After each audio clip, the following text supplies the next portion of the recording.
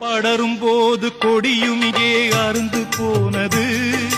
தீபம் ஒன்று ஏற்றும் போது புயலும் வந்தது.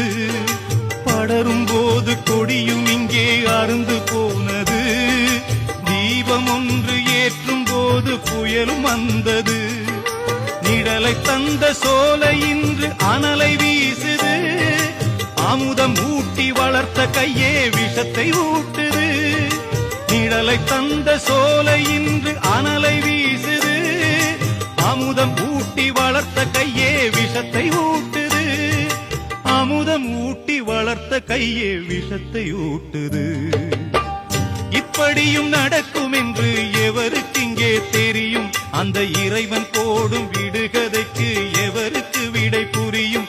இது யார் செய்த பாவம்? பதில்